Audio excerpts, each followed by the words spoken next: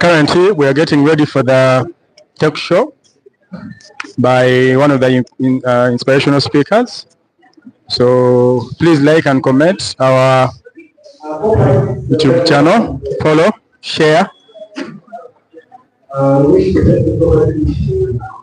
Right now, our General Secretary, Dennis Bazaneza, is introducing. The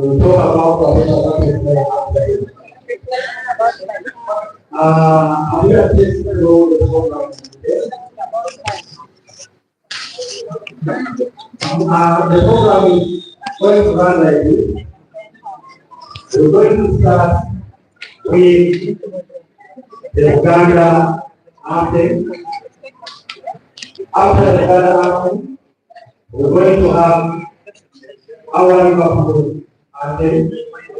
I understand that all the guys are very ready for us. After the Liverpool anthem, we'll have more of private. Our department brother, David Mutala, who will come on the night and continue. So after moving to private, remember Uncle David tonight. And thereafter, we'll have a dear person of the people in the staff. Give us for children who will in turn invite one family member and also give their appreciation, and that family member will invite our guest speaker today, Mr. Simon Ssekaanyi, who will take us through and who will take us to know what he has prepared for us, and then we'll have closing remarks by an elder of Unico, Mr. and Jealousy, as we prepare for the game today. I was saying before yesterday, I'm very sure that we are going to be united by the money of loans. Okay. We're going to go through, we're going to start with the anthem. I will invite the volunteer to James.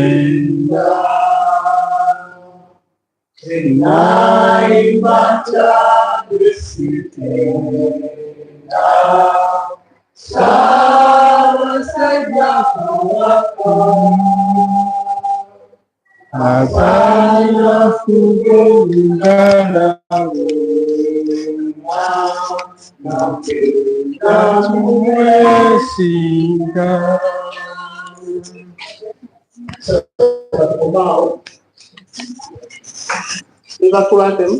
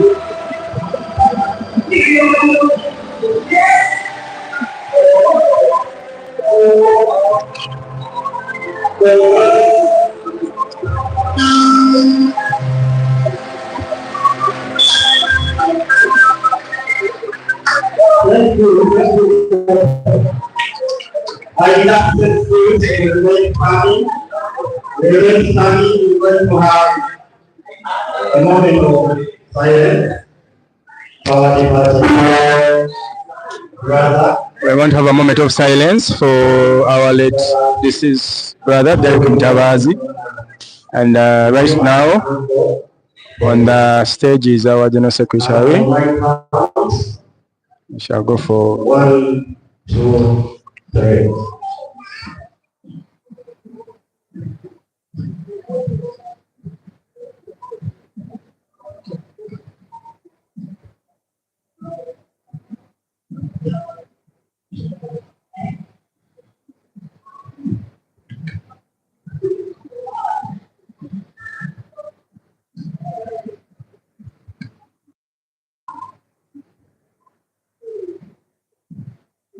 May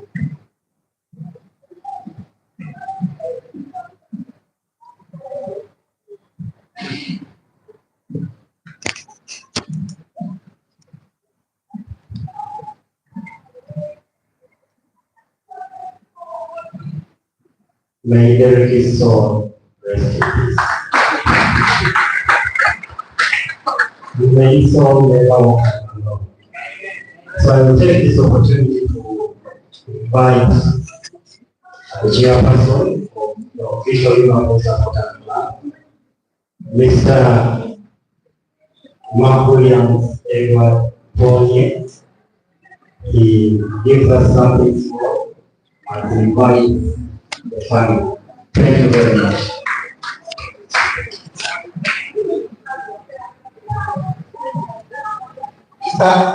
May I, those who are outside can come in? Mark, the corporate outside can come in? All of us, let's come in. Let's just come in, all of us. All of us, let us just walk in. Yeah, we are one family. Good afternoon, corporate. Yes, good to see you in the numbers you can. Welcome to Banilizanyo. Banilizanyo, gano tuli makanga fe, amakanga fe no manager, tutakandikira twali abeshiwa kazi mandate wanokiri wafe. The head of official Liverpool Supporters Club Uganda, family Makuma Swari Batu, Uganda, and the Liverpool Azanyo committee, express encouraging of Uganda match, in the mayor match, election goal. Our brother was a legend. Yeah, actually, it's one of those crucial legends. A lot of people say, people like a PC.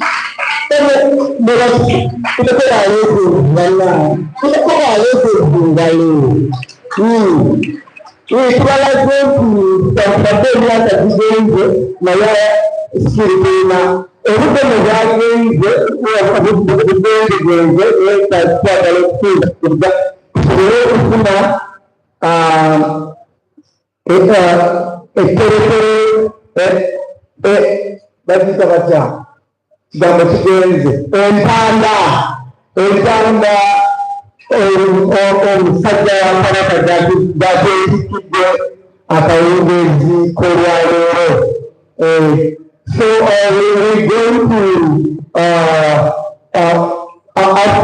after the speech and after remarks by the owner, all of us we shall go together, those who are still around, and we catch the match together. So that's the original from where we shall go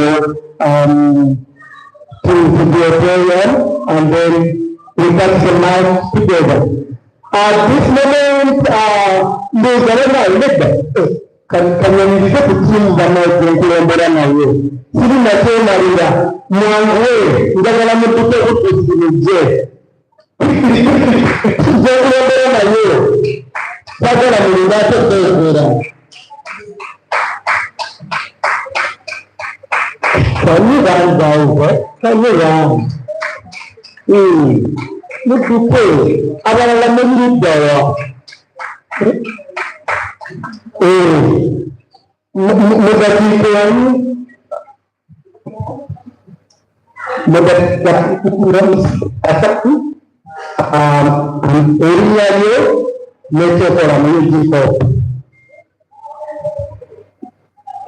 Afternoon, ladies and gentlemen. I'm calling Makongoro Shamim and the Vice Good afternoon, corporate. It is Gabriel Janina, the media license. Mr. Daniel Kafunis, Treasurer Lujico. Adeli Rubuka, Bajeleza, General Secretary Lujico. Oriye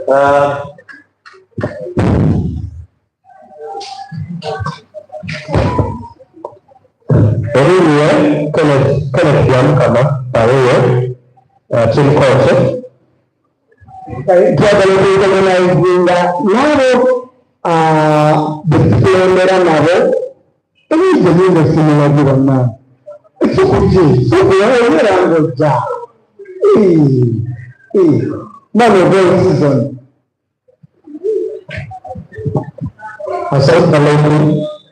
Yes, we are today. My name is Elijah Jones. My name is Elijah Jones.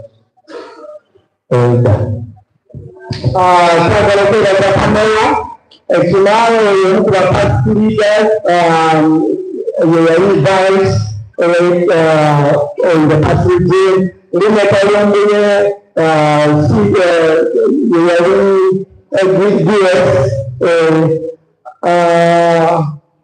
Agnes, Yarona, Makula na semula film. Makula ni dawa. Kadenda kulia. Michael Sansokula, nani nada na delo ban etangu. Mera gedara, lema pati jawabinde. Ngada ko da preparing the Daniel, half of the family. Briefly, go to plan the overview. Thank you very much. Yes. Good afternoon, good evening. My name is Danny Goto, as you've been told. I'm a young brother to Derek, a sibling, and my sisters who follow Derek can stand up just quickly. Then I come in. Irene, you don't follow them. You come after me. Grace and Irene are in between there, and then I come in. Then Vicky, then Simon, and the rest. These are also young ones. So, first and foremost, I am so happy for the fraternity of Liverpool. For standing with Derek. Derek taught me about football many years ago. I never loved football, but Derek loved football. What I could remember, he used to tell us about Ian Rush. There was a famous Liverpool player called Ian Rush, and something called John Barnes. That was, I think, the 80s or 90s, I don't remember. He would make cartoons of players of Liverpool and stick them on the walls. So when we went to senior school in Mbeje, he fell in love with movies. He taught us movies. He loved movies. He fell in love with oldies. He would teach us how to dance. I didn't know how to dance. He would teach us how to dance. He taught us how to buy guns because he had gone to Mbeje and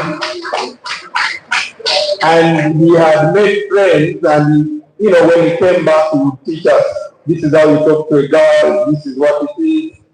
And then of course one character about him, the man would never get annoyed. He was so playful. Somehow he would come, you're standing there, keeping quiet and listening to something, and then he would give you a kick and run away and tell you, please chase me if you can find me.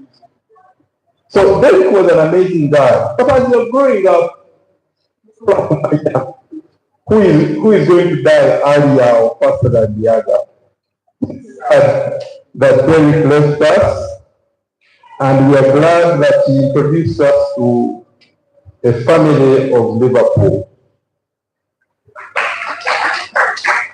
We can't thank you enough, but you've stood with us as a family.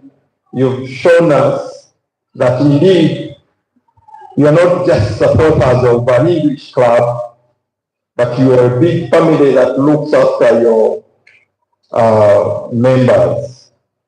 I had a dream that Arsenal family also started something like this.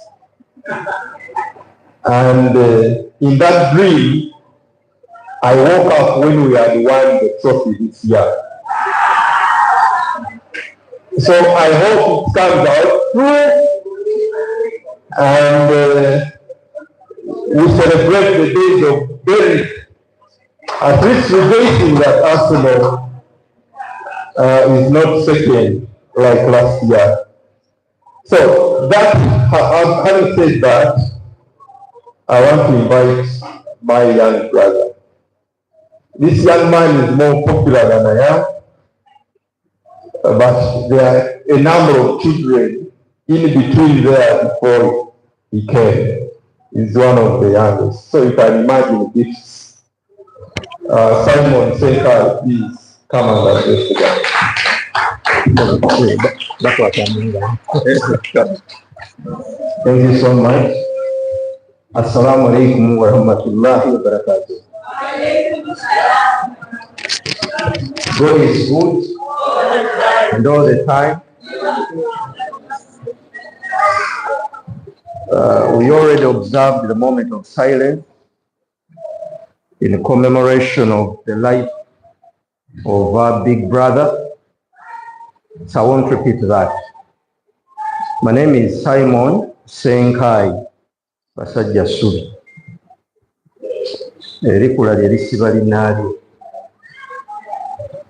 I work in my own company, Inspiration and Insight Hub. It's along Kabaka and Jagala Road, but I also work in the office of Ssabasajja Kabaka. There are some silent works I do there. I serve the king in various ways. I'm glad to be here this evening. I was told that my presentation must be in English because I observe rules and regulations. I'll follow that. But because I'm in Buganda, I'll slot in a few words in Uganda. The most important thing that we as black people must appreciate, I've never visited in a country where children, any developed country where children are taught in a foreign language. When you go to China, they study in Mandarin, right from kindergarten up to university. When you go to France, the same. When you go to Germany, the same. When you go to England, the same. When you go to India, they study in Indian. It is only in Africa where we study in foreign languages but expected to solve problems in our land. That is why there is a mismatch between our graduates and the reality on ground. So I always feel bad when I'm asked to speak in a foreign language to people we share a color. But in the interest of all of us, and the gentleman seated there, I understand he cannot comprehend any word in Uganda, right? So I'll observe that rule so that we move at the same pace. I'd like to introduce officially members of our family. I'll start with Mr. Doctor, he's a doctor, Dr. Daniel Goto is my big brother. Some people think he's Ghanaian, but he's Ugandan. He's not Ghanaian. My brother, Robert Rasta. Robert, if you want anything to do with the land, any building, anything that is moving in Kampala, contact him. My brother, David Tebandeke. These are royals, but they are our brothers. David Tebandeke. My sister, Irene Kamia. I've been told Miss Azida is part of our family now. Miss Azida, Derek's closest friend. She knows a lot about the death. My sister, Grace Ruwama, yes, and Victoria Kimuri, and of course, the little man here. Those were below Derek. Derek was our big brother. Hello. Derek was our big brother, so you can understand how much we lost. A man that was dependable, a man that could stand with anyone, a man that could be anywhere for as long as just to be there. I'm sure we are all unique, but we'll never ever replace the man because he had his own gifts. On behalf of the family, first I want to express our deepest gratitude for your support, all your contributions from the day we lost our brother, and for the love you've shown him ever since he joined you or you joined him.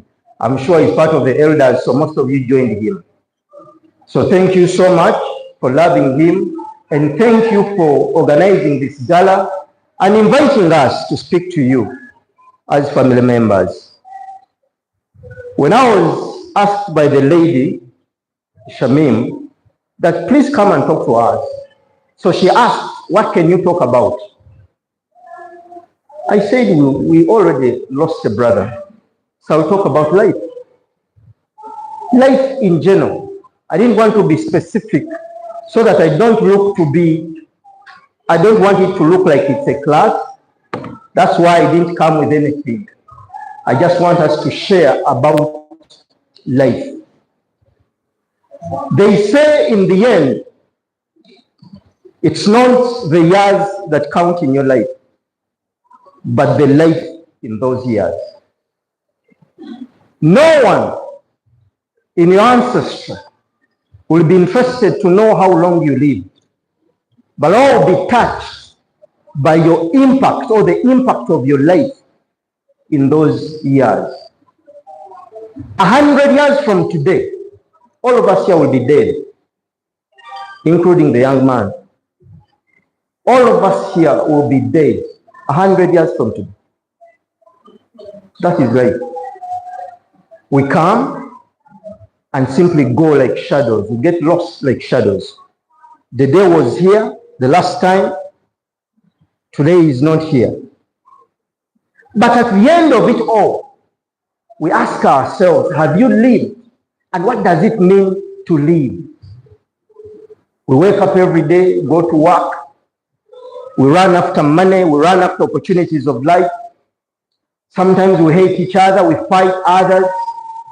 We do all nasty things in the name of amassing wealth or riches. But at the end of the day, we live. The question is, those that will be here after we've gone, what will they talk about what will they say about our names? What will they talk about you? All of you are talking about the day. If we gave an opportunity to each of you to give their own experiences with Derek, and for your sake is not Mutabazi. That's a name he gave himself, but it's Derek Ruwalida. But I hear so many people say Derek Mutabazi. No, Mutabazi was his own name, but it's Derek Ruwalida. So, what is life? How do you interpret life? How do you understand life in your own perspective? Excuse me? How do you understand life? Tomorrow you might be gone. I'm not saying that you're going, of course you'll go, but I'm not saying that tomorrow might mean 100 years tomorrow, but you're going. How do you want to be remembered? How do you want to be defined in life? Sometimes we live with people, they sit among the stars, they smile, but when they are going through a lot of pain, the honest truth is most of you don't know. My brother was going through a lot of pain. Like pain. Because sometimes we give our trust to people, we give our whole lives to people, and in the end, they never reciprocate the love. Men do love many women. No. A man, the rest are just secondary. One woman, the day found a woman and gave his whole heart and spirit to the lady. I don't want to delve into that because we've already lost him. But the honest truth is, he was going through pain. Someone is seated among us here is going through pain. But you don't know. I've just heard that the late Patrick was here. He was also going through some challenges in life. But you know, when we meet in such associations, we smile to each other because they make us smile. But the smile only shuts behind the pains of our lives. That is why I encourage you, especially men, learn to open up to people that you can trust. Because sometimes when we open up, we can relieve that pain and maybe be able to go through life's challenges.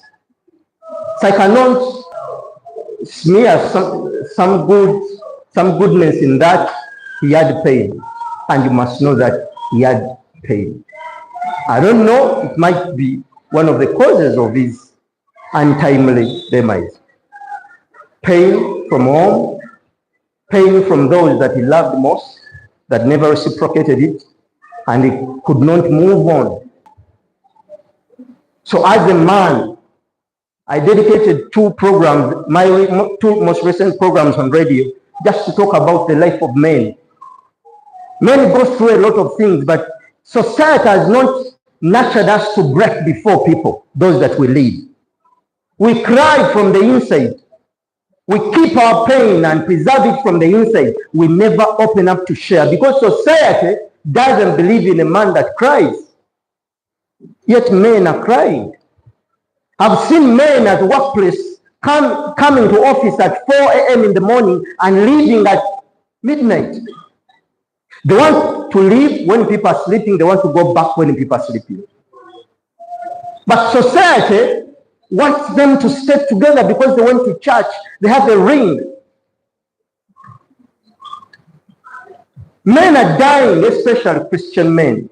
They are dying between 50, 55, and 60. Why? Because at the end of the day, they are abandoned by those that they trusted.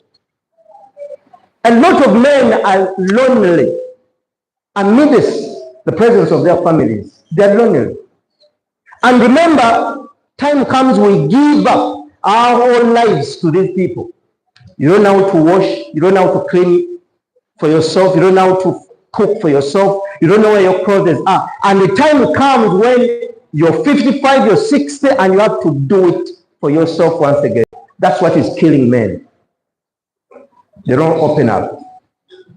So what is life? We need to ask ourselves, why do we live? Every minute we breathe, someone is breathing their last. Even at this point, someone's dying. So there must be a reason as to why you're still alive. Why are you still alive? We don't live to eat food, get children, have families, and go. That's not the purpose of life. The purpose of this microphone is to project these words so that anyone can hear them. The purpose of this chair is to help us sit comfortably. So must life. Life has a purpose. Why are we alive? I always tell people I'm not so religious, but I'm very spiritual. You get the difference. There's a difference between religion and spirituality. Religion is a doctrine created by man to move a certain way. Spirituality is your relationship with your God. And that is more important. Because sometimes religion divides us, but spirituality brings us together. I'm happy to see you, Audrey, Senior Audrey in Sobuga. Happy to see you. So we must understand, why do we exist? We work so hard all our lives from 25 to 60 until when we retire, and we retire back to homes where there are no people. I've seen men who are 65, 70, living in homes alone. But they have wives. The wives are busy. I'm sorry to say, women that are here. My mentor told me women don't forget and they don't forgive. So when you're provoking them, Be careful. They don't forget. And they only forgive you for a short time. The moment you repeat the same thing, the entire history comes back. I don't know how true that is, but that is their formation. So when relating with them, you must be very careful, because these are lifelong partners, a person that is going to be there with and for you in the days where you can not help yourself. That is why those of you that are not yet married, before you pick a woman, don't pick a woman that you want, pick a woman that you need. Looking at the body shape and the looks, trust me, in marriage, we don't want beauty. We want responsibility. So if you pick beauty, you might end up making mistakes in marriage that are irreversible. This is the mother of your children. This is the foundation of your family, because women are the foundation of the family. So these looks are okay. It is okay, especially in this generation. You must have a beautiful woman, because women are beautiful. But be careful, because after 2 months, the nyash is no longer important. In 2 months, reality sets in. You no longer see the nyash and the beauty. You only see the person that you need. That is the reason why some married women find it easy to say that the man that has just come from outside loves her more than the husband. No, they don't. No man loves a married woman. They're just using you.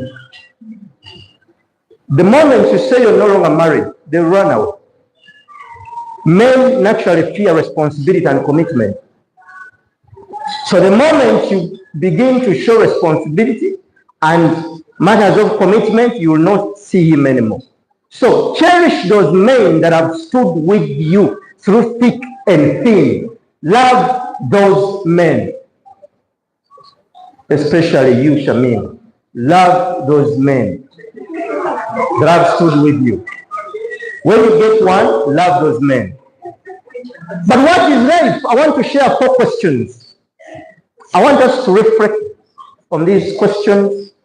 Ask yourself these questions in your free time. Find your own answers, because there are no answers, specific answers, because in life 1 + 1 can give you 100. Sometimes 100 + 100 can give you a 0 in life. The first question is, who are you? Who are you? Don't tell me your name. Don't tell me your gender. Don't tell me your religion. Who are you? What is that something that defines you? What is that something that separates you from the entire human race? There are over 8 billion people around the world currently, but there has never been a person, there is no person, there will never be a person who is like you. In organizations, even in groups like this, we tell people, we see people in companies competing to the extent of fighting each other at work. But no one can be you. No one can be you. That is your advantage. The moment you don't find that advantage, you're going to be an average person who is always going to be a follower. Those are people that fight and hate other people. I don't have any reason why I should hate anyone, because no one can be like me. No one can do what I do. Even if people can do what I do, they can't do it the way I do it. The way I do it, that is my uniqueness, that is my kingdom, that is my power. So as a human, power and dominion was given to humans according to scriptures. The word human came from 2 words, humus and man. Humus, those that studied biology, they know that it's soil. Man comes from a Hebrew word ish, which means a spirit. Power was given to a spirit that has a body. That is why you hear so many people praying to God to change things. God is not going to change things. They tell us it's in heaven. Heaven there. But these guys have already gone through heavens. There are satellites out there rotating around us. God is in us. He's not in heaven. God is in us. I read the Bible. Jesus said, they asked him, what is that kingdom you're talking about? He said to them, let no man lie to you that the kingdom of God is here or there, but is in you. The kingdom of God is in you. As a matter of fact, the gospel of Jesus had only 3 elements: my Father, my Father's kingdom, and those that wanted to get into my Father's kingdom. That was his gospel. I always disagree with certain religious people. I always ask them, what gospel are you preaching? Are you preaching the gospel of Jesus or the gospel Jesus preached? Africans are listening to the gospel of Jesus, not the gospel Jesus preached. We missed the point. The kingdom is in us. The power is in us. Our role here on earth is to manifest that which is hidden inside of us. I knew you before you came, meaning whoever said this stood at the beginning of my journey up to the end of my journey, came back at the beginning and asked, who is going to move this journey? Out of 500 million sperms, I came, I won the race. Not to do anything new, but to manifest that which was already completed. So when we ask you, who are you? We are saying, do you understand your power? What is your power? What is your advantage? These are all people. Sometimes you can even go to the same school, do the same courses, but we are never the same. You go and sit in the same class, you all do law, but some succeed, others fail in that calling. Why? It is not their calling. It is not their calling. Education in the days of our forefathers used to be defined as an investment in human capital. Today, education is what remains in your head after forgetting everything you learned at university. What can you do minus those papers? If someone tells you to, do you have a degree? Yes, I have a degree. Bring your degree. Do you run back in your house to bring a piece of shit? If someone picks those papers and puts them on fire, do you have a degree? No, a degree is not a paper. A degree is what you can do with your hands and your head. So who are you as a person? When you know who you are, you have found the compass of your life. You wake up knowing who to talk to, who you're supposed to relate with, places that you're supposed to go to, things that you can do, and the things that you cannot do. Your advantage becomes your discipline, protects you from so many things that you could do. So, if you don't know who you are a lost. You're part of the lost race of people. They're no longer Africans, neither are they Europeans. That is the generation we have today. So who are you? You are Lusoga. Your children cannot speak Lusoga. You are lost. Africans believe that when I can express, if I'm able to express myself in a foreign language, I'm intelligent. No, speaking another language is just a gift. Someone can be multilingual. That's a gift. But understanding comes from who you are. That is why we study and graduate, but we cannot translate that which you learn at university to solve problems on the ground. Why? We don't know who we are. Some of you have traveled. You've seen the world. Let me tell you, when you travel to Europe, when you travel to America, you come back here appreciating what is here. Have you tasted food in Europe? Have you tasted bananas? Have you tasted fruits? That's not right. We have everything here, but people are running to live. People go to pastors, go to witchcraft, go to do lots of things to pray for to leave their land.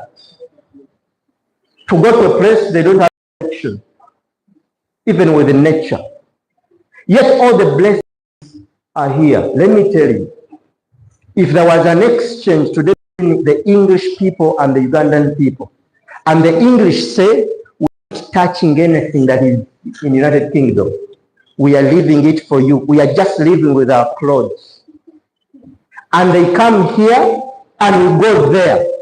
After 6 months, people in the UK will be asking for visas to come back here. So the issue is not where you're going. The issue is, who are you? Who are you is your guiding principle in life. That is your North Star. That's what makes you different. Even if you travel to the US or to Europe and you don't know who you are, you get lost from there. There are so many Africans who are lost there. They don't have anything they believe in. They think life is about making money. How making money, so what? Things that make them happy. At the end of it all, we are looking for one thing, happiness. We just want to be happy. But how do we attain this great happiness? Right now in this room, I'm the most happiest person. Do you know why? I'm doing exactly what is in my purpose. I don't judge a day by how much I've harvested, but by how many seeds I've planted. I'm planting my life in some of your lives. That is the greatest achievement in life. Planting yourself in the spirits of other people. So, you must strive to understand or to find your power. When you find your power, automatically we go to the next question. What do you want? You can't know what you want except you know who you are. You can't. What do you want? There are lots of good things in this life. But not all good things are right for you. There are so many good men. There are so many beautiful women, but not all of them are right for you. So, even when you're looking for a husband, you must have a clear picture of the kind of man that you want. So that when I stand before you, you just say, no, you're not the one. Because you know exactly who you are and the kind of person you're looking for. Life is like a huge supermarket. In Dubai, there is a mall that is called Dubai Mall. Most of you that have visited Dubai, you know it. It is so huge that everything on earth is sold in that building. The rule is, okay, let's give an example here. Life is like a supermarket. Before you enter a supermarket, you must know what you want in a supermarket. After knowing what you want in a supermarket, you must know how much it costs. So if you know it costs 10,000 shillings, go with the 20,000 shillings. When you enter a supermarket, go directly to the shelf where you can find what you want, pick it, come back to the counter, pay and move out. That's right. When you enter a supermarket or a good shop when you don't know what you want and you have 200,000 shillings, you're going to end up buying and acquiring things that you don't need but you want. And by the time you realize that, you're home. That is life. In life, there is no gamble. You must know exactly what you want in life. When you wake up every day to set your foot outside your home, you must know what you're going to look for. If you don't know, you're going to think that all things are yours. That is the greed that we see in people. People have money on their accounts. People have amassed wealth in assets. People have cash, money, liquid in their houses, in their cars, in their pockets, but not yet satisfied. You can never get satisfied with money because God is very interesting and funny. If He gives you 1 billion shillings, He creates problems of 4 billion shillings. God is not a wasteful God. You get 1 million shillings, it immediately brings problems of 4 million shillings, so that 1 million is not enough. When you get 2, you're looking for 4. When you get 4, you're looking for 8. When you get 10, you want 20. When you get 100, you want 200. You go on running after money for the rest of your life. And in the end, you forget to live. So what do you want? Why are you here? Today is Sunday. You're supposed to be home preparing for a week. Those of us that are in the corporate world, right? Because they expect you at work at 7. You know the psychological contract versus the legal contract. The legal contract says you're supposed to be in office by 8, but psychologically your boss wants you there at 6. Even in marriage, psychological contract is much more important than the legal contract. You go to church for good, for worse, that is a legal contract. But you must sign a contract psychologically, both of you. If you don't sign it, the legal contract is null and void. So what is it that you're looking for? What do you want? What do you want? Why are you living? Why do you wake up every day to go to places where you go to? And by the way, why are you part of the Liverpool family? Looking for happiness. What is that thing that gives you happiness? Because sometimes being with the crowd doesn't mean you're part of the crowd. You can be among the people when you're lonely. Having a lot of people around you doesn't mean that you're part of them. You can be there when you're not there. So what do you want? If you know who you are and what you want, you automatically know the third question. What price must you pay to have what you want? The price we pay is equivalent to the magnitude of the dream we are pursuing. If you're looking for 1 billion shillings, the price that you're going to pay is as heavy as that 1 billion shillings. It is only the current generation that has been lied to, that when you go to church, you pray and things happen. For God's sake, the Alpha and Omega work 6 days.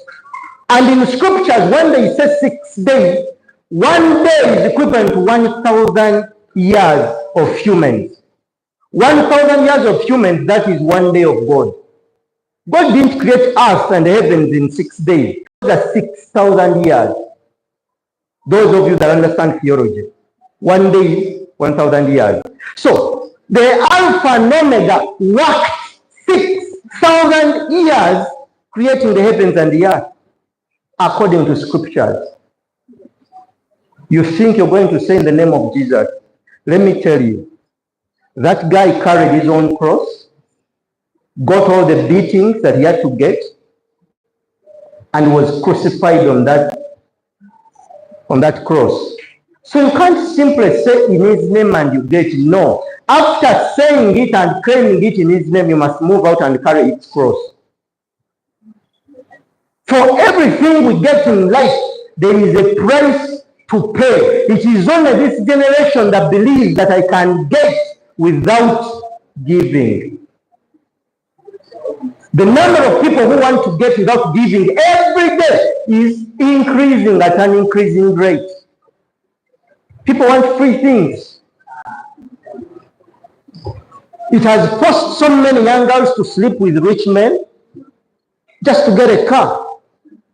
It has forced so many young boys to get into certain acts just to get money. Why? Because they don't want to work. God worked. Even Jesus worked. Even Prophet Muhammad, peace be upon him, he worked. That is why you are Shamim.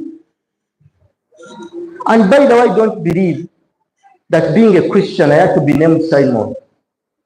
I could still be Ssekaanyi Bossa when I'm a Christian. Don't make me believe that my name is not holy. The other name is much more holy. No, that was our mindset. We're hoodwinked to think like that. So, If these people that we believe in had to work, had to put in the work, how much work are you putting in? What price are you paying for what you want? Or you're waiting for things to make themselves? They cannot and they will not. So when you know who you are and you find what you want and you know the price that you must pay to have it, the last question is, when do you want it? A goal is a dream with a deadline. My sister, don't wait to get started to have your children. The time is always right to do what is right. The time is always right to do what is. If you want to have your children below, when you're still below 30, by 30 you're starting to work for your children if God blesses you with life. Have your children early so that you can grow with them. Yes, my brother, we lost him at 8. He had an opportunity, a slight opportunity, to move with his children because the youngest is in senior 1 and the eldest is in senior 3. Yes, they needed him more, but at least they will always remember. Have your children when you're still young so that you can move with them in life, show them life, teach them what they need to learn, be the example. So a goal is a dream with a deadline. There are certain things that you must do in your 20s. There are certain things that you must do in your 30s. And there are certain things you must do in your 40s. The moment you go beyond that, you can no longer do them. You can't have children at 70. You want to enjoy your children. Of course, that is plan B, I believe. It's plan B for them. Someone who can give medicine, who can be there for them, who is not busy. But have your children early so that you grow up with them. They emulate you. They see every day what you show them and what you tell them. They learn from that. So those are the 4 key questions that I want you to ask yourself. Write them down. Have a moment of silence alone. Kampala is too noisy. It's too noisy. Even where we are now, it's too noisy. You need to separate yourself from the crowd. When you study all those scriptures, all those beautiful people that have done so many great things, they always separated themselves from the crowd. Have your you time. Go somewhere quiet. Have a reflection about your life. Where are you coming from? Where are you and where are you going? You must always ask yourself that you cannot just wake up every day, yeah, in, yeah, out, just moving out, coming in. No, a man must always, when I say man, I'm combining both male and female. A man must always have time to think about their life and learn to do things at the right time. If it is time for celebration, celebrate. Those of you that drink, drink if you want. Not too much. Too much of anything is always bad. Always have a balance in life, but always try to find your you time. So if you can reflect on these questions, they'll guide you about life. I want to leave you with 6 principles. 6 principles that are derived from these questions that you can reflect on and see whether you can guide your life. The first principle comes from the first question. These are 6 P's. The first principle is the principle of purpose. We live for a purpose. We are here for a reason. Every human being you see outside there is a solution to a certain problem. As a matter of fact, we always tell people that a business is born when a solution meets the problem. God knew that the world will have problems. Instead of creating solutions, He created human beings. Have you found your problem? You are a solution to a certain problem. Have you found that problem? The moment or the day you find that problem, a business is born. A business is born. the day you find the problem that you came here to solve. So that is the principle of purpose. We talked about it. The second principle, when you find your purpose, you automatically get the passion. The principle of passion, the love for it. The people that we praise today are who they are because of the love for what they were doing. Liverpool family is as strong as the love that you put into it. You're here because of love. Everything that you do is because of love, and love wins. Though sometimes love kills, love destroys if it is not well handled. But what's your passion? You cannot have passion for what is not in your lane, what is not aligned with your purpose. I love sports. I loved Chelsea until when Didier Drogba left. I last supported fanatically. Remember the World Cup of 2002 when Senegal lost to, was it Turkey? Must have been Turkey. I almost collapsed. That is the time I realized that this is wrong. This is not for me. Because when I support something, I give my whole. And that also kills. If you want to know that it can destroy you, ask Aldrin in Suvu Gasinia. Too much love can affect you. The way that man loves Liverpool, ask him. He had to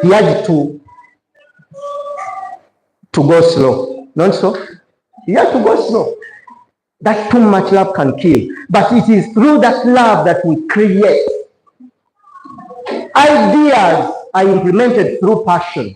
When you find that passion that is rooted in your purpose, we go to the third principle, the principle of planning. It is automatic. When you fail to plan, then you're planning to fail. It is as simple as that. You must have a plan for your life. You must know what you're going to achieve, what you want to achieve in life. At 50, how do you want to be? What kind of life do you want to live? At 60, if God blesses you with life, how do you want to be at 60? You must have a plan for it. Miracles just happened in scriptures where God had to give his people money. Unfortunately, there's a generation today that is still waiting for money. When they have the horse, they can dry the seeds, they have the fertile soils, and even the fertilizers, they are still waiting for money. They have been made to believe that things are like that. No. God is not a lazy God.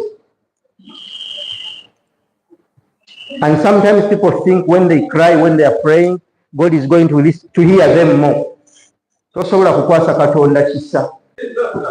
No. Because he controls us through principles. If you climb a tall building and you throw yourself down, God is not going to protect you. You violated the principle of gravity. God controls this earth through principles. If there is a principle of gravity, you must respect it. In that principle, it has the power inherent, the power for inherent judgment. The moment they tell you, Tobanga, God has not killed you. You violated the principle, and the principle judged you, and you are dead. Certain things, we take them back to God, but they're supposed to be in our hands because he said in the beginning, let them have dominion. Who? The hummus men. Let them himself in the matters of the earth. When he have power over us, he gave us the power to create and recreate. This country, this world is the way it is because of our own creation, not God. If we manifest the goodness that is in us and we create that which is supposed to be done, then we manifest the power of God. If you do wrong, it is the same way people are fighting Satan. The devil. What is the devil? The devil is us. We are the devil, we are the God.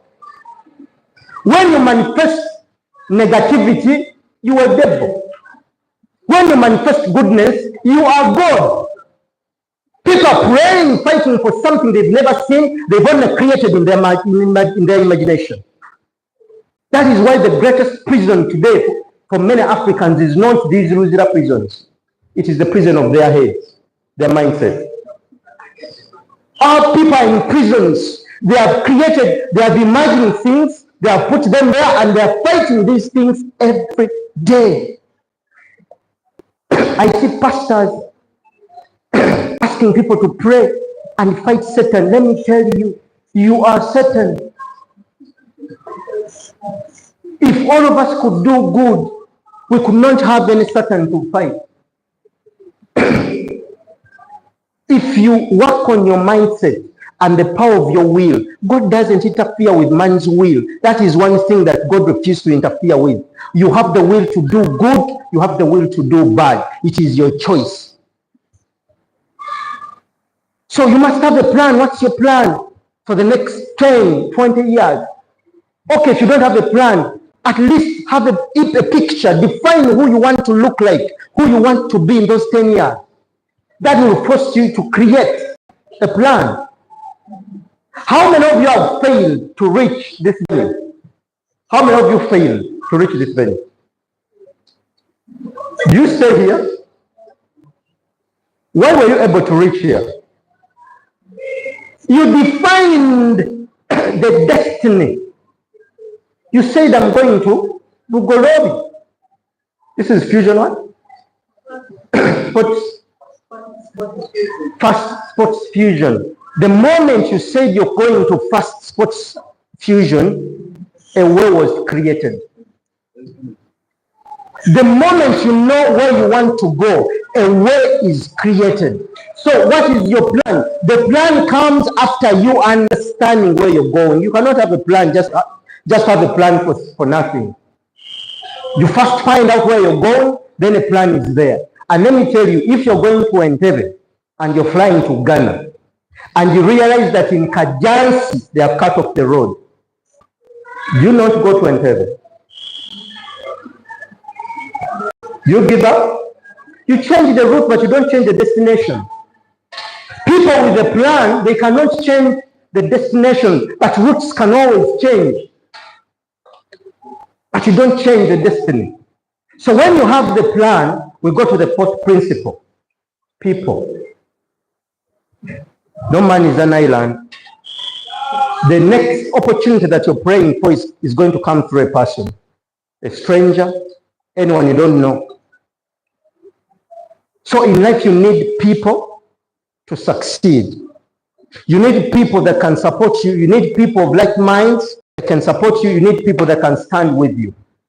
I'm sure that is one of the reasons why some of you are part of this family. You need people that can stand with you. But this is the unfortunate part of it.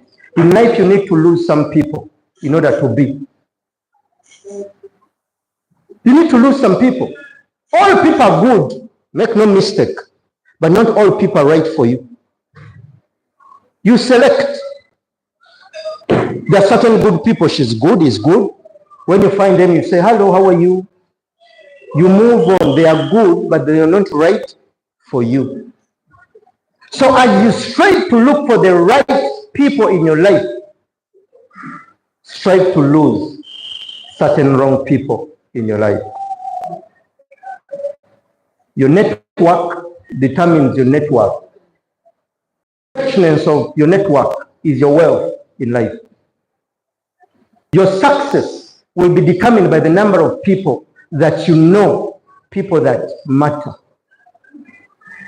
Because your next opportunity is going to come through your network. It is not just going to drop to you. That is why sometimes you need to be good to those that have been good to you. Reciprocate the goodness that is translated to you from the universe. Give it back. When you know the people, the right people, you go to the fifth principle, persistence I started doing what I'm doing in high school, in senior 5. I wanted to be a minister of entertainment. My brother knows I could rap those days. I could rap. I loved rapping. I could put on a heavy shoe, but I was tiny as a stick. But when I contested to become a minister of entertainment, instead, they made me a minister of education. Votes changed, and I became a minister of education. I was in charge of organizing internal debates, being part of the seminars, going around to see whether a teacher who is supposed to be in a particular class is there. That turned around my life. I was extremely stubborn. They know. I was extremely stubborn. In my own way, yet I was tiny. But in senior 5, my life turned, changed from who I was to who I was created to be. From then to date, I've always strived to do what is within my passion. But it has been persistence. I first got a job in Windsor Development Consultants. There was a guy in Rubaga there, he had a consultancy firm. While in that consultancy, they opened up a business desk at Radio 1 and Akavoz. By then it was Simon Njala doing the program, Business Clinic. So I used to accompany my boss to the radio. Was giving business tips so people could ask questions. But one time they asked a question and my boss said, no, Simon, you should cheat them. When I responded to the question, my boss said, "Sisobola kudda ku radio. Bulijjo ekitegeeza onkeneka. You know these things better than I do, expressing them, but you've not been saying a word." That is how I come to radio. Passion. So one day, they told Martin Ssekaanyi at CBS that you're going to host a business consultant. I was telling. You're not giving business tips when you don't have a business? It is possible, especially those that believe. When God calls on you to serve, He doesn't look at how much is around you. He looks at how much is in you. Some of these things are divine gifts. So they told Ssekaanyi that you're going to host a business consultant. Fortunately, I had a small car for the company. They were driving me. So I came to the radio station. When I reached the receptionist had already been informed that the business consultant was going to come. They were shocked that I was he. On the looks, Ssekaanyi said, "At first I didn't believe in you, but I believed in myself." Getting into the studio, the rule is someone must introduce you to the listeners before you start. He instead told me, "Tugenda kumpewo." So he put on his headset and he expected me to say something. I was lost. I knew why that had been done. He was disappointed in the person. I gathered myself, was able to give what I knew I could do better. And in 15 minutes, leaving the studio, that is when Mr. Mchiri Abbe asked me to come and do a program on CBS. That is how I went on CBS, believing in myself. But it had been persistence. I remember one day I was invited on a certain occasion. It was a Peosa something, a gathering. Now the person who I found on the floor was a grown-up man, of course, established in business. He had money. So one day I told him that the next speaker is Simon Ssekaanyi. He looked at me and said, "Oh, wakati ogenda kwogera ki?" In life, what other people think of you is none of your business. What other people say about you is none of your business. The most critical thing is what you believe, what you say, and how you see yourself.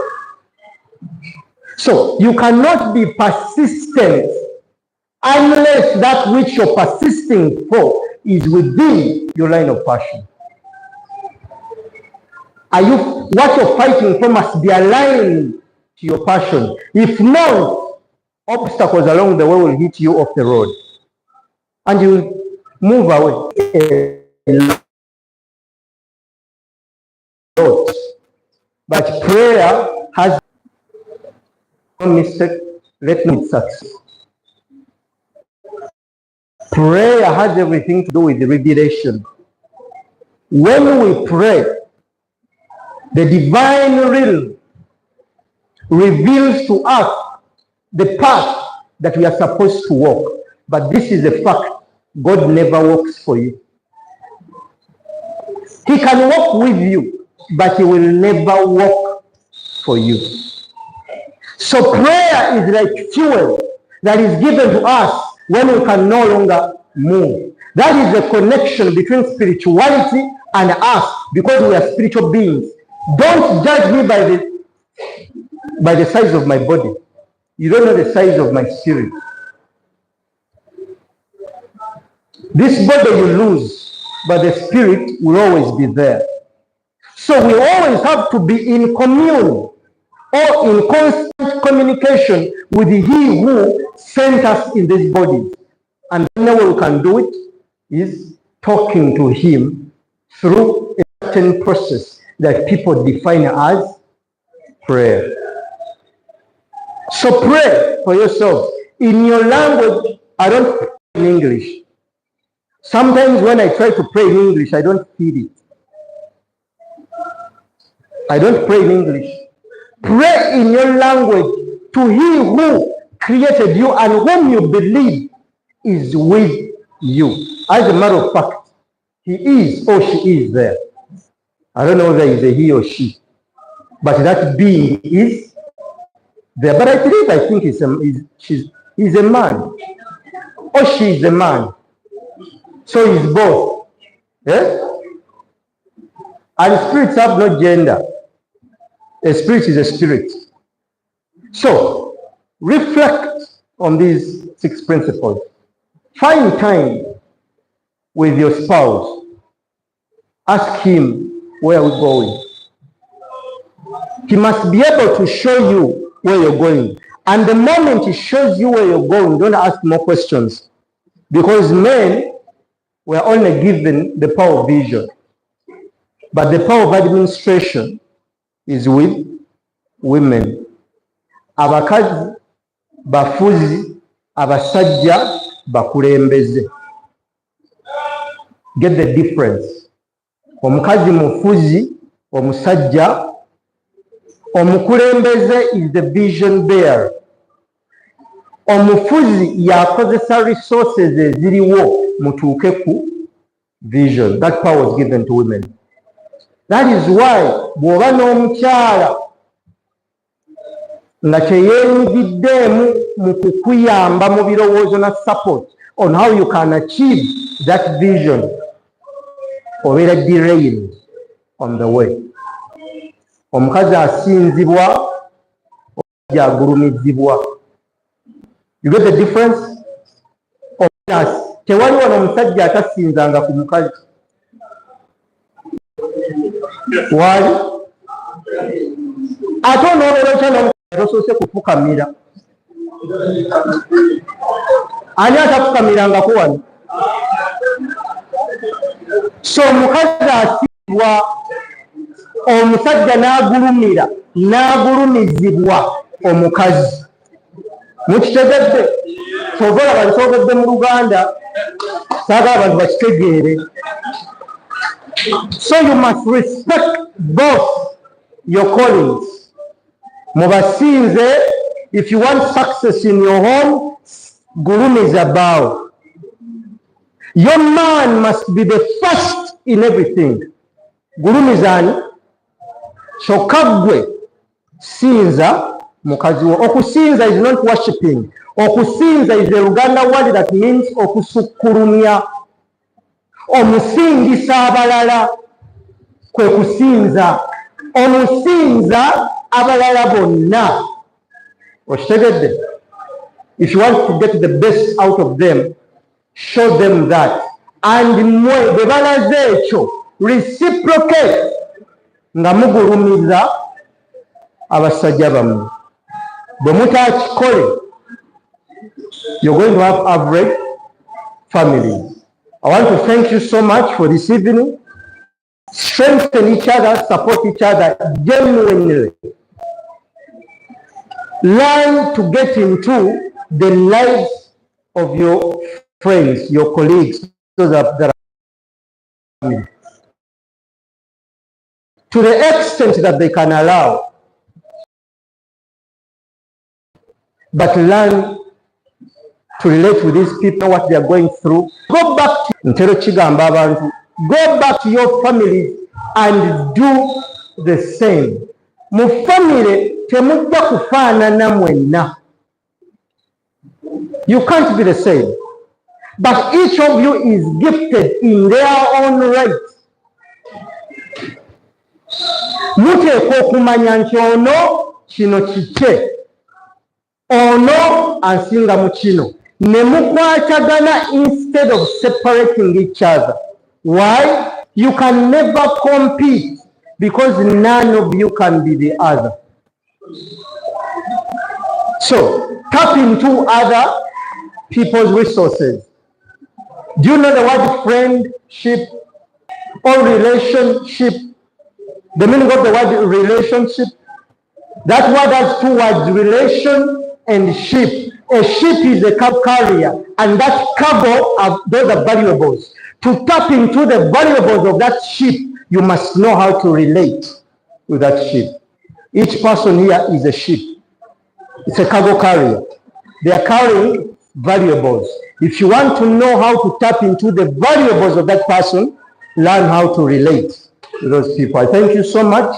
I wish you good life and good health. I wish you success in your family. I pray that you can tap into this good opportunity to enrich each other. Thank you so much. Katonda abakuume, kabaka wange awolagaale.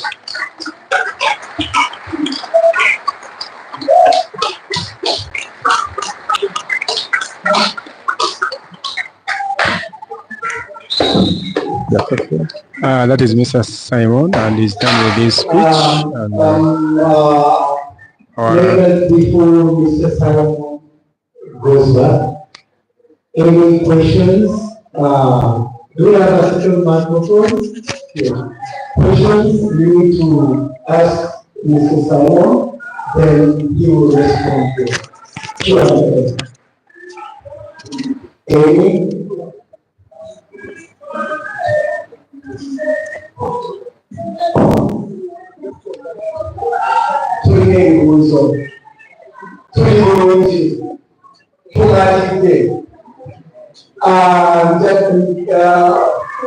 Mr. Ssekaanyi yayise n'obutabo obutabo obwo waliwo ekibuuzo obutegeeza tebuliiwo naye mu nzala tusooka bubaawo era nga gakwakubira amanya gamu kale ebibuuzo you ask and then you will respond in line. All right. Okay. All right. Thank you, Mr. Simon, for your presentation. I am also thankful. And also, you have done so much sports around us all life. What would you do about the education because that is focusing on the power of awareness with skills, per se, with discrimination and subjects, and most parents are against skills, and some school administrators do not understand this. So what would you advise to such scenario situation? Thank you. Do you know mobile money? You know it, right? Imagine a scenario where you're in Masaka, you have money on your phone, But to tap into that money, you want cash, to withdraw cash, right? You have to move to Kampala. Would it make sense? Mobile money is good, right? It enables work. But imagine you're in Guru. You know Guru. Some people call it Guru, but it's Guru. If you're in Guru, you have money on your phone, but to use it, you have to travel to Kampala to withdraw it. Would it be important? Would it be useful? It would be useful, but you cannot effectively and efficiently tap into it for its purpose. It's the same question for you. Parents are not fighting. I don't think parents are fighting the curriculum, but there are not structures to support the curriculum. If you tell people you're going to learn how to make things, take an example in our old high schools. We studied computer, but we had one computer in the school. Have you seen those schools? You say you're teaching students computer, but there is one computer in the entire school for a population of 800 students. Studying computer is good, but if you don't have computers, then you don't have the structures to support such a study. So the curriculum is good because it is skill-based, right? But there are no structures to support the effectiveness and the efficiency or the goodness of that curriculum. But the curriculum is good. Tewali bikozesebwa bigenda kuyamba abantu baana kufunamu. But the curriculum in its sense is good. Have I answered you? Yeah. Children in China, you've seen videos. They learn sculpture, they learn carpentry in grade 1, grade 2, grade 3. Someone goes to Kisubi Technical to learn carpentry at 18 years. And he only has to study for 2 years. Children in Japan learn electrical engineering as early as possible. People go to institutions in Uganda to study electrical engineering a certificate in 2 years. The studies are good, but the structures to support the studies are not there. And sometimes we teach our children things that don't relate to the environment. You remember we studied about Canadian trading? Have you been to Canada? Then what's the purpose of that? I studied the French Revolution of 1789. European history is compulsory in our high schools. Some people have never gone to Europe. And now that, of course, there are lessons you can pick. But why don't we make African history compulsory? But it is optional at a level. Very optional. But European history is compulsory. Do you know why? The founders of our education dictate so. So, the new studies, the new curriculum is good because remember, he who determines the diameter of your understanding has a direct impact on the circumference of your potential.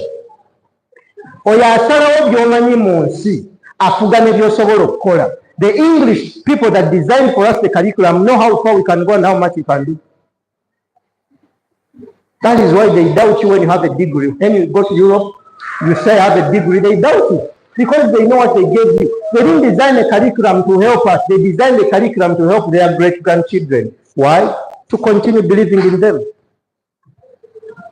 That's why we are Marok. Any other questions? There are no questions, sir. People have heard, and I'm sure they have picked something. We have books. I published books in Uganda.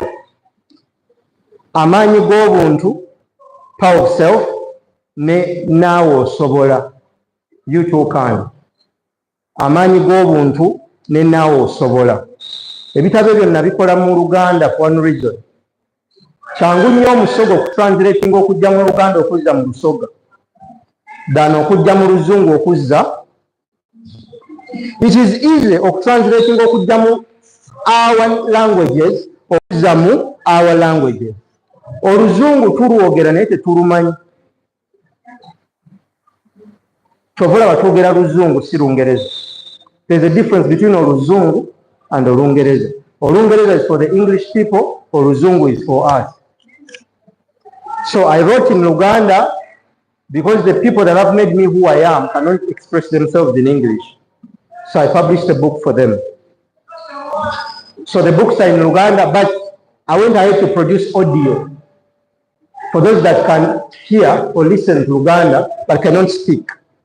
On YouTube, those books are there free, audio. The audio version is there. The YouTube channel is Simon Ssekaanyi Foundation. Simon Ssekaanyi Foundation, the books are there for free. It's on your data. So you can tap into them. You never know. You can pick a few things. Thank you so much. And on all the social media platforms, it is Simon Ssekaanyi Foundation. All social media platforms. So thank you so much.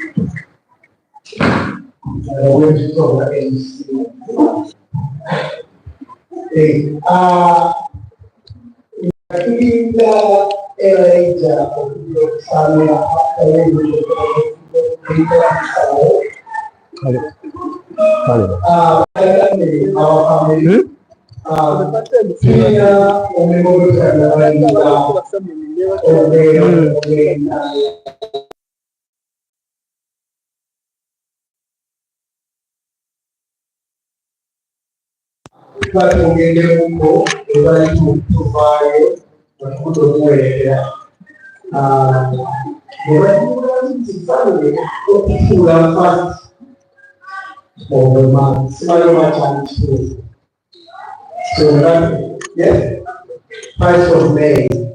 And the just started government because they say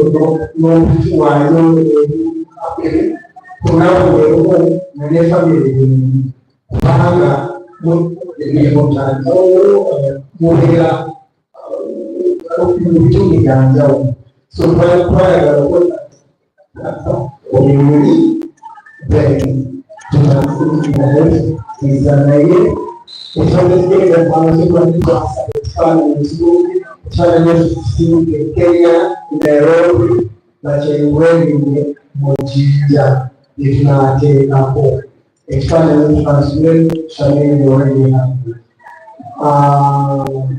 akana akadalili katuko kuongea tanda ndio zanao vitu so that by also the organization for already done then we can have a little with the family the whole is with that and we shall have a little and we talk a few memories about them and also we put together our life together also knowing people with your family that are people what comes to me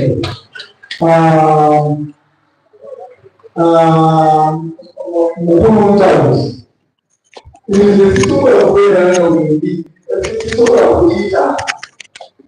Rita, I was told you, where I would have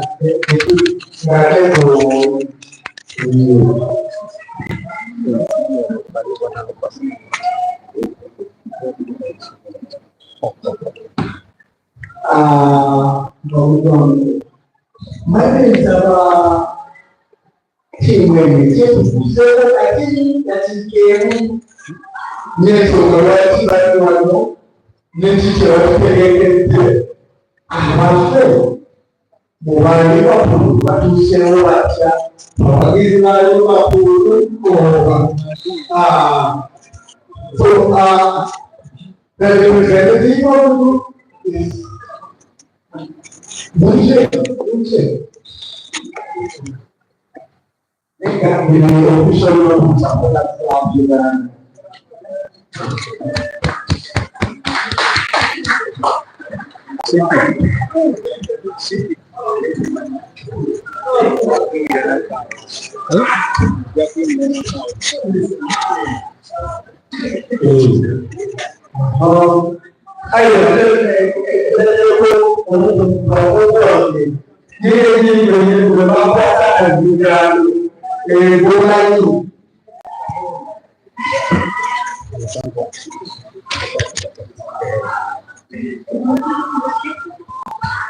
Thank you for coming. I can say,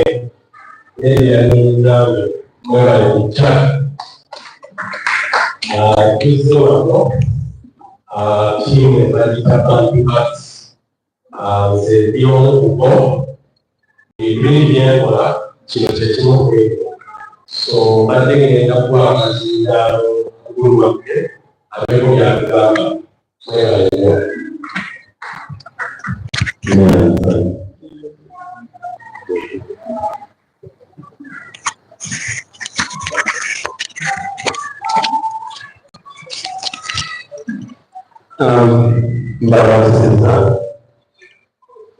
I think we are for the sake of this who do not understand English. Is that okay?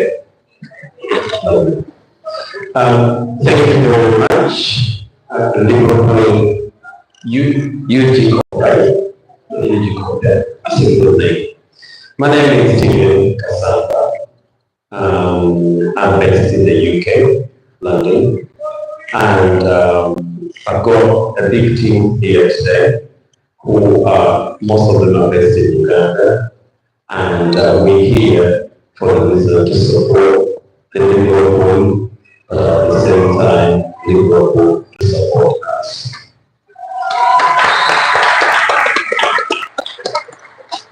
I'm the director and the founder of Bantuas. Bantuas is an entertainment and production company that promotes Ugandan creative art through music, dance, drama in the UK.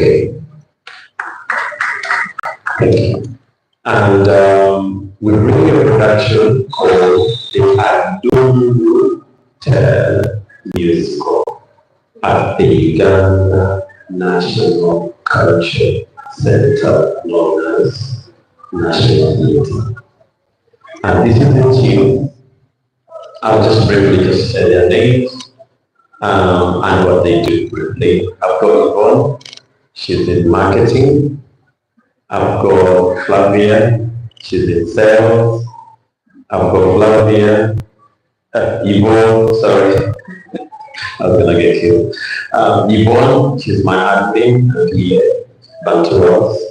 Then I've got my brother here, she's my actually the second youngest in our family. It's my real brother. Yes, it's not the brother in Jesus Christ. He's a blood brother. And he's one of the directors in Bantuas Foundation Uganda. And then I've got Ashra, who is into sales and marketing, and is a movie producer. Everybody here have their own roles. First of all, I want to make, no, I'll come to him. It's not important. Before I go to him, I first of all want to, I don't know if we're allowed, we can make a donation, right? Or subscription of Liverpool, right? If we can out of the umbrella, we can have subscription for 10,000, right? For every member. So I want to support 10 members to join the club. Right. Those are more here, of course, you can source them out and encourage them. I will pay for the 10 members to join the club. Yeah. Thank you. Now, I want to introduce we before I talk to our his name is Warren Mississippi.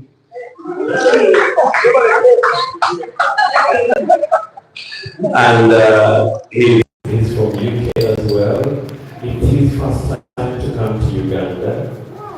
I've been promising him to bring to Uganda. It has never happened, but this year I thought it has to happen. So he's here for the first time in Uganda. it, he loves it.